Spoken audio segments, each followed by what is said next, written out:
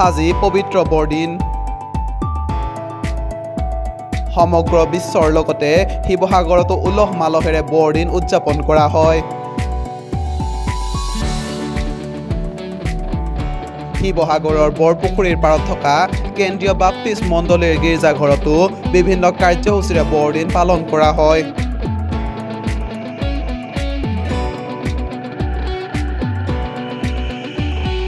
এই উপলক্ষে মংগল প্ৰাৰ্থনা গীত পৰিৱেশন, স্তুতি প্ৰাৰ্থনা আদি বিভিন্ন কাৰ্যসূচীৰ আয়োজন কৰা হয়।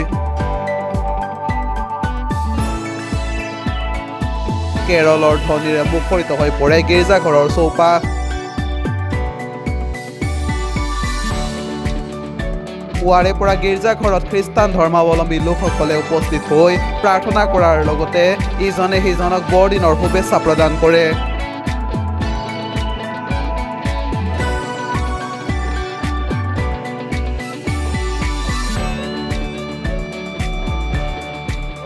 ডিচেম্বৰৰ পুৱাতে আমি 4:30 বজাত আহি যিমান সকল খ্ৰীষ্টীয় ভক্ত লোকসকল আছো সকলোৱে একত্ৰিত হৈ আমি ইয়াতে স্তুতি আৰাধনা প্ৰশংসা গৌৰৱ কৰিছিলোঁ।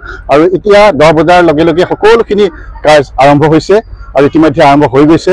আৰু তাৰ কাৰণে আমি আজি এই যীশুৰ জন্মদিনৰ দিনাখন খ্ৰীষ্টীয় প্ৰেমৰ এক সহভাগিতা, আৰু সেই সহভাগিতাত আমি সকলো জাতি ধৰ্ম ভাষা নিৰ্বিশেষে সকলোলৈকে আন্তৰিক ধন্যবাদ আৰু কৃতজ্ঞতা জ্ঞাপন কৰিছোঁ। কাৰণ ঈশ্বৰ এই পৃথিৱীলৈ আহিছিল মানৱ জাতিৰ উদ্ধাৰৰ কাৰণে আৰু উদ্ধাৰ পাবৰ কাৰণে। কাৰণ চাগ আৰু ভতৰাৰ যোগেদি যে পৰিত্ৰাণ নহয়, তেজৰ যোগেদি পৰিত্ৰাণ নহয়, যে মানৱ জাতিৰ উদ্ধাৰৰ কাৰণে মানৱ জাতিৰ তেজৰ দ্বাৰাহে উদ্ধাৰ হ'ব, সেই কথা এই পৃথিৱীত আমাৰ পবিত্ৰ বাইবেলত, বিশ্বাসী বাইবেলত সেই কথা উল্লেখ কৰা আছে। গতিকেলৈ আমি আজি এই জন্মদিনৰ দিনাখন সেই কথা ঘোষণা কৰিব বিচাৰিছোঁ যে সকলো জাতি ধৰ্ম ভাষা নিৰ্বিশেষে সকলোৱে লগত একত্ৰিত হৈ আমি এই খ্ৰীষ্ট প্ৰেমৰ যি সহভাগিতা, মধুৰ সহভাগিতা, তাত একত্ৰিত হ'বৰ কাৰণে আমি আজি একত্ৰিত হৈছোঁ। আৰু বিগত দিনবিলাকতো আমি যাতে এনেদৰে সদায় সকলো জাতি ধৰ্ম ভাষাৰ লগত যাতে সম্প্ৰীতিৰে আগবাঢ়ি যাব পাৰোঁ তাৰে কামনা কৰি আজি মই এই বক্তব্যত আপোনালোকৰ আগত দাঙি ধৰিছোঁ। ধন্যবাদ।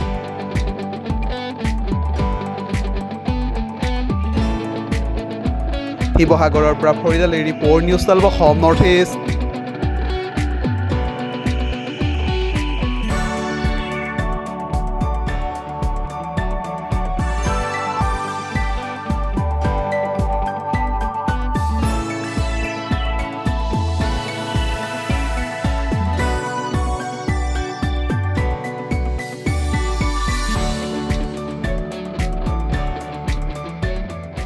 News 12 Assam north east.